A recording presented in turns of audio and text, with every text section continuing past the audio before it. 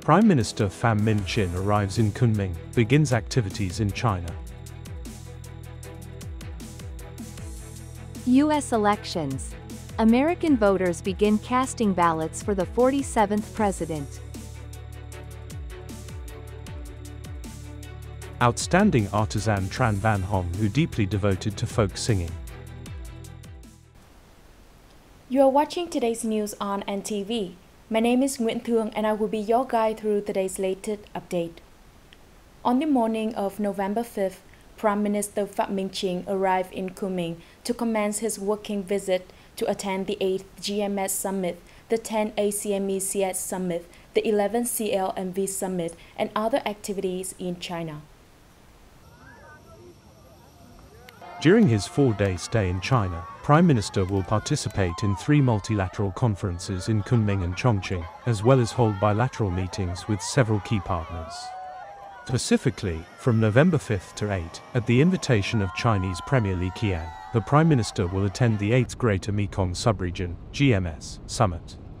On this occasion, he will also participate in the 10th Ayeyarwady Chao Phraya Mekong Economic Cooperation Strategy (ACMECS) Summit and the 11th Cambodia-Laos-Myanmar-Vietnam (CLMV) Cooperation Summit. Additionally, the Prime Minister will engage in activities promoting Vietnamese tourism, hold discussions with businesses, and visit various economic and logistics facilities in Kunming and Chongqing. America is ready for the 2024 presidential election, a significant political event to select the country's leader for the next 4 years. Preparations in most states are complete, while some states have already concluded their early voting. In various states, guidelines for polling places and ballot boxes are in place. A range of measures has been implemented to ensure security during the voting process and to address the potential for unrest and violence against election workers. Approximately 244 million American voters are eligible to vote this year, with over 80 million having already participated in early voting. Recent polls indicate a very close race between the two candidates, Republican Donald Trump and Democrat Kamala Harris, with national support at 48.3% and a margin of about 1% in battleground states. As a result, one day before the election, both candidates continue to campaign in these critical states, which could determine the election outcome. On November 2nd, the U.S. military announced that its B-52 bomber has arrived in the Middle East. In a social media post, the U.S. Central Command, which oversees operations in the region, stated, B-52 Stratofortress bombers from the 5th Bomb Wing at Minot Air Force Base have arrived in the area of responsibility for U.S. Central Command. According to Pentagon spokesperson Pat Ryder, in addition to several B-52H strategic bombers, other assets deployed to the region include ballistic missile defense destroyers, fighter jets, and refueling aircraft. This move is seen as a demonstration of Washington's commitment to protecting Israel and aims to reduce tensions through deterrence and diplomacy.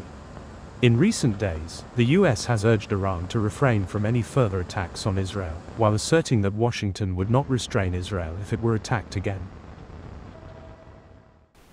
Coming up next are some updated news.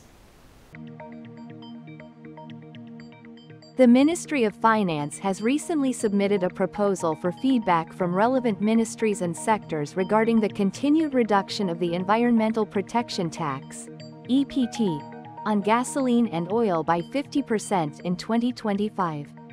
Specifically, the ministry suggests maintaining a 50% reduction on the EPT for gasoline, excluding ethanol, oil, and lubricants, a 70% reduction for aviation fuel, and a 40% reduction for kerosene. Following this proposal, the expected reduced EPT rates would be as follows: gasoline at 2,000 Vietnamese dongs per liter, aviation fuel at 1,000 Vietnamese dongs per liter, diesel, mazout, and lubricating oil at 1,000 Vietnamese dongs per liter, lubricants at 1,000 Vietnamese dongs per kilogram, and kerosene at 600 Vietnamese dongs per liter. The Ministry of Finance stated that this proposal aims to stabilize domestic retail fuel prices and support both citizens and businesses. According to the National Center for Hydrometeorological Forecasting, cold air has impacted most areas in northeastern northern Vietnam over the last 24 hours. It is expected to continue affecting more regions in northeastern northern Vietnam and then move to the north-central region and parts of northwestern and central coastal regions. The lowest temperatures during this cold snap are predicted to range from 17 to 19 degrees Celsius, with some mountainous areas dropping below 15 degrees. Additionally, due to disturbances in the upper-level easterly winds combined with the cold air, widespread heavy rain and thunderstorms are forecasted from Than Hoa to Phu Yen, with possible tornadoes, lightning, and strong winds.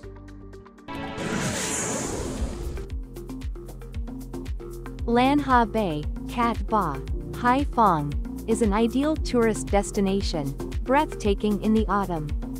It's a paradise for beachgoers, spanning over 7,000 hectares with more than 130 natural beaches and 388 uniquely shaped islands. With its pristine beauty, Lan Ha Bay offers visitors unforgettable experiences on the water. Blessed with stunning natural scenery, it has been recognized by UNESCO as one of the 10 most beautiful bays in the world.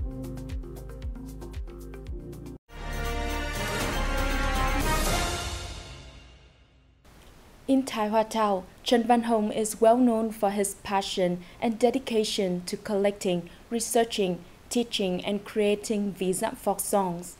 He was honored as the youngest outstanding artisan of Nghệ An and Hà Tĩnh in 2015. In today's story, let's meet artisan Trần Văn Hồng, a person who is deeply devoted to folk singing. Born in Dong Hu, Thai Hoa Town, Trần Văn Hồng discovered Vi and Dam folk songs at a young age.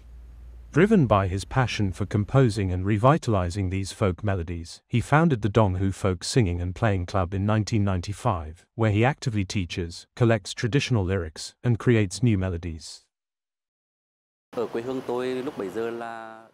I am fortunate to be born in a land where the folk singing movement thrives, which has deeply embedded my passion. After nearly 40 years dedicated to Vi and Dam folk songs from Nghe Tin, Trần Văn Hồng has researched, composed, arranged, and staged hundreds of folk melodies and performances, winning several prestigious awards. His performance, The Last Footprint, won a gold medal at the 2024 Sen Village Singing Festival in Nghe An, and his dance, The Festival of My Hometown, received the Outstanding Performance Award at the Provincial Civil Servants Singing Festival. Notably, in 2013, he was honored by the Vietnam Folk Arts Association with the title of Folk Artisan, and received a medal for his contributions to Vietnamese folk arts.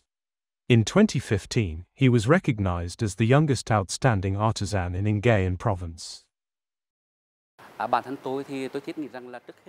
To further develop Vi and Dam folk songs, I personally need to teach more and continue researching and composing new songs. The contributions of outstanding artisan Trần Văn Hồng are truly remarkable. His works are deeply cherished by the community. With a deep love, commitment, and sense of responsibility for Vi and Dam folk songs from Nghe Tin, outstanding artisan Trần Văn Hồng tirelessly and quietly contributes to spreading, preserving, and promoting the cultural heritage left by our ancestors for today and the future. That is the end of today's news. Thanks for your watching and see you next time.